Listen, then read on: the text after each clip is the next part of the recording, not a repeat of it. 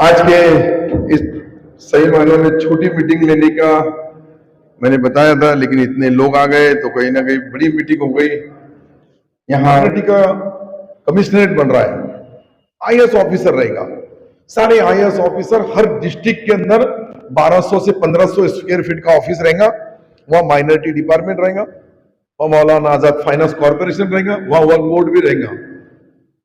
वक्फ board के ऊपर भी जितने लोगों ने वक्फ की प्रॉपर्टी दबा के रखे है, उनके लिए भी एक फैसला ले लिया कि 100 दिन के अंदर किसके भी 7/12 में नाम वो मस्जिद का या दरगाह का कट होगा, वो निकल जाएगा और सिर्फ वक्फ बोर्ड हो जाएगा। वो कितना भी बड़ा आदमी हो, किसने पीआर कार्ड गलती से रजिस्टर करके बना लिया होगा, उसकी नोन हो गई होगी, वो भी कैंसिल हो जाएगा। और ये सब 100 दिन में अगर नहीं किया जिलाधिकारी कलेक्टर महोदय ने, तो उनके ऊपर भी कार्रवाई होगी, ताकि जिस आदमी ने वक्फ प्रॉपर्टी किया है उसके पीछे का मकसद क्या था वो देखा जाए। सबसे पहले सत्तार भाई को बहुत बहुत मुबारकबाद देना चाहता हूं, बधाई देना चाहता हूं, अभिनंदन करना चाहता हूं आप सबकी तरफ से। ये एक ऐसा मर्द आदमी है जिसने भारतीय जनता पार्टी के सरकार में रहते हुए, शिवसेना की सरकार में रहते हुए वो कैबिनेट के मंत्री बने और माइनॉरिटी डिपार्टमेंट जो पिछले 10 साल से बिल्कुल स्लो हो गया था, उस डिपार्टमेंट के अंदर में एक नई जान डालकर सत्तार भाई ने मुख्यमंत्री से बात करके कैबिनेट में 500 करोड़ रुपए, 500 करोड़, जो देश के इतिहास में कोई भी राज्य के अंदर में इतना पैसा नहीं मिला, इतना पैसा सत्तार भाई ने माइनॉरिटी डिपार्टमेंट के अंदर में 500 करोड़ रुपए दिया।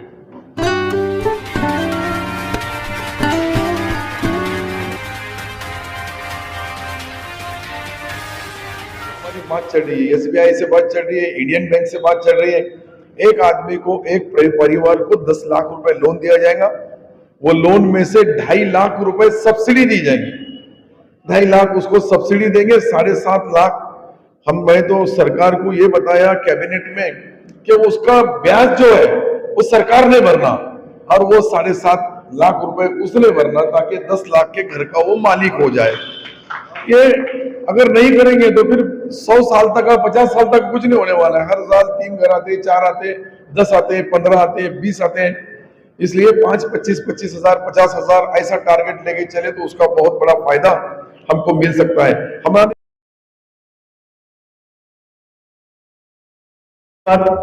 हमारे मिनिस्टर साहब हज हाउस में आए हैं और अभी अभी हमारा हज सीजन जो 24 है वो भी शुरू हो गया है। फॉर्म लेने की तारीख 20 तारीख है, इंशाअल्लाह तारीख बढ़ भी सकती है, लेकिन इसी हज के वक्त अच्छे से अच्छा हज किस तरह से होना चाहिए, इसलिए हमारे मिनिस्टर साहब हर तरह से कोशिश कर रहे हैं। हमारी जो आज तक की फॉर्म्स की जो लिस्ट मेरे सामने आई है, तो महाराष्ट्र आज सबसे आगे है। 7,722 फॉर्म्स हमारे महाराष्ट्र से भरे गए हैं। ये ऑल ओवर इंडिया का सबसे ज्यादा फॉर्म भरने वाला हमारा राज्य रहा है। और इसी तरह से आज तक हर वक्त जो 3 सबसे ज्यादा स्टेट रहते हैं उसमें हमारा महाराष्ट्र का नाम हर बार दूसरे नंबर पर रहता है। मतलब पहले 3 नंबर ज्यादा से ज्यादा हाजी जाने वाले राज्य में से महाराष्ट्र एक है। आप देख रहे हैं TNN 24 उर्दू न्यूज़ चैनल और मैं जामिन अथर आपको सलाम अर्ज करता हूं। और मैं एक ऐसी जगह खड़ा हूं जो हज हाउस नागपुर में आज अल्पसंख्यक विकास व औकाफ मंत्री अब्दुल सत्तार साहब यहाँ पर मौजूद है और हम आपका TNN 24 उर्दू न्यूज़ में इस्तकबाल करते हैं। और हम आपसे ये जानना चाहते हैं कि पिछले साल हज 2023 और इस साल 2024 में जो कास्ट का डिफरेंस है, क्या इस बार भी रहेगा? नहीं, अभी हम इसके बारे में सेंट्रल गवर्नमेंट से हमारी बातचीत चल रही है, अभी उसका कोई फैसला नहीं हुआ। लेकिन यहाँ महाराष्ट्र सरकार के मुख्यमंत्री जी, उप मुख्यमंत्री जी, ये स्मृति ईरानी जी से बात करेंगे और ये जो बहुत डिफरेंस है 64,000 रुपये का, वो डिफरेंस ना हो, ताकि 2-4 हज़ार रुपये कम ज़्यादा हो सकते हैं। लेकिन ये बड़ा डिफरेंस होने की वजह से वो नागपुर और औरंगाबाद संभाजी नगर से ज़्यादा लोगों को उससे तकलीफ हो रही है। मुझे लगता है कि महाराष्ट्र सरकार वो फैसला करेगा और सेंट्रल गवर्नमेंट के पास जाके इसमें राहत मिल जाएगी। और 2023 में जो बढ़ा हुआ है वो मतलब वापस मिलेगा सर? इतनी बड़ी मीटिंग होगी क्योंकि हमारी मीटिंग जो है वो 18 तारीख को माइनॉरिटी डे है, अल्पसंख्यक दिवस बोलते हैं उसको, और इसलिए वहां हमने सोचे कि मौलाना आजाद फाइनेंस कॉरपोरेशन के जितने बच्चे तालीम हासिल करना चाहते हैं, कोई विदेश में जाना चाहता है, कोई अपने देश के अच्छी जो यूनिवर्सिटी है, विद्यापीठ है, अच्छे कॉलेजेस है, वहां पढ़ना चाहता है, कोई डॉक्टर बनना चाहता है, कोई इंजीनियर, की माली हालत इतनी नहीं हुई तो मुझे नहीं लगता कि वो बाकी समाज के संगत उनको अगर पढ़ना होगा, पढ़ाई करना होगी तो उनको उतनी मदद भी सरकार को करना होगी। इसलिए हमने अभी पहले एक फैसला लिया कि जो 20 साल से मौलाना आजाद फाइनेंस कॉरपोरेशन का जो टोटल उसका बजट था वो था 30 करोड़ रुपए, उसको 30 करोड़ से अभी हमने 500 करोड़ किया। वो 500 करोड़ की वाटर शुरू करना है, सिर्फ कागज वाला फाइनेंस नहीं होना। मैंने अनीस अहमद साहब जैसे जितने जिम्मेदार हैं उनको बताया, अपने यहाँ नागपुर में जो भी बच्चे तालीम के लिए उनको पैसा लगता है लेकिन नहीं लिया जाएगा, लेकिन 6 महीने के बाद फिर वो पैसा आपने देंगे, तब ये जो एक 30 करोड़ से उसको 3000 करोड़ तक अगर लिया ना है तो ये 500 करोड़ को हम जो बच्चों को तालीम के लिए देंगे उसको 18 तारीख को फॉर्म भरे जाएगा और उसी 18 घंटे के अंदर उसका वो लोन मंजूर किया जाएगा, ताकि उसको 3 दिन के अंदर अपने अकाउंट के ऊपर पैसा चले जाएगा, वहां से फिर वो अपनी पढ़ाई के लिए, और वो पैसा जो है वो पढ़ाई के लिए खर्च करना है, नहीं तो वो पैसा लेना और कोई दूसरे इसमें करना वो मकसद नहीं है हमारा।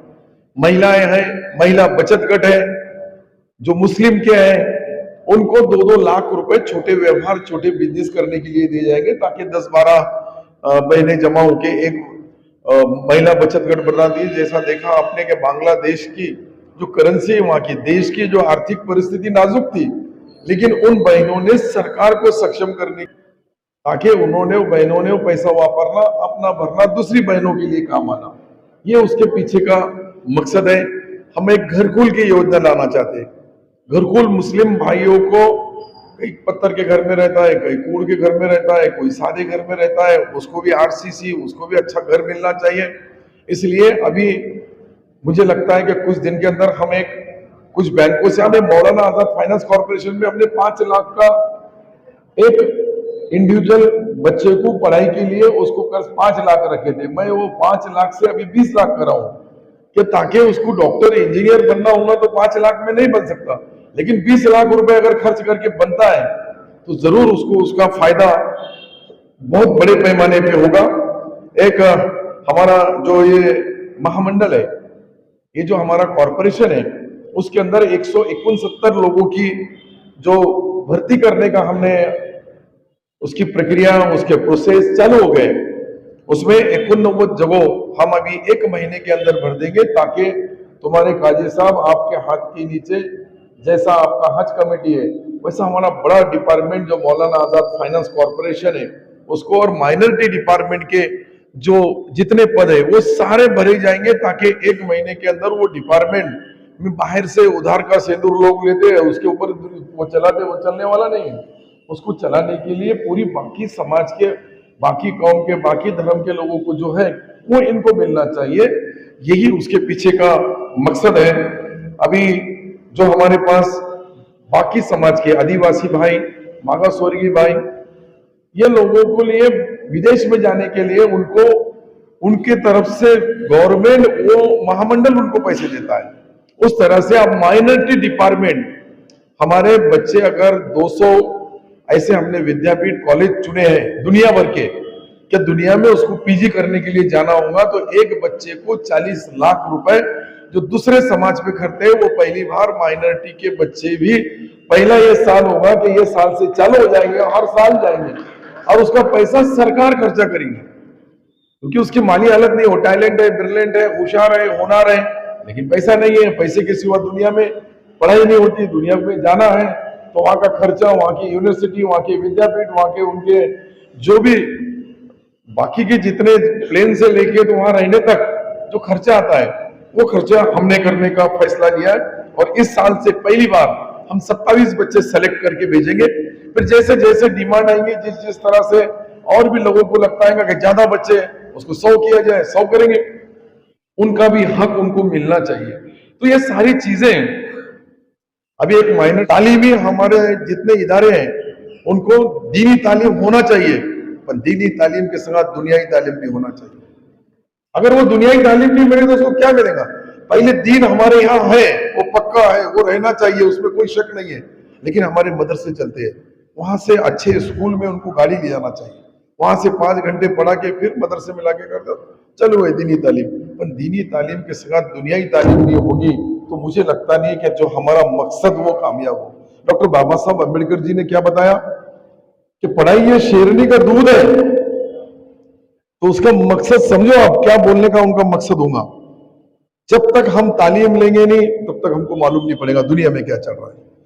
हमारी तालीम तो पक्की है, उसको कोई इस्लामिक तालीम को किसका विरोध नहीं है, लेकिन दुनिया के अंदर क्या चल रहा है, देश में क्या चल रहा है, राज्य में क्या चल रहा है, कैसी पढ़ाई चल रही है, कौन MBBS बनता है, कौन IAS बनता है, कौन IPS बनता है, कौन व्यापारी बनता है, कोई उद्योगपति बनता है, कोई धंधा करता है, बिजनेस।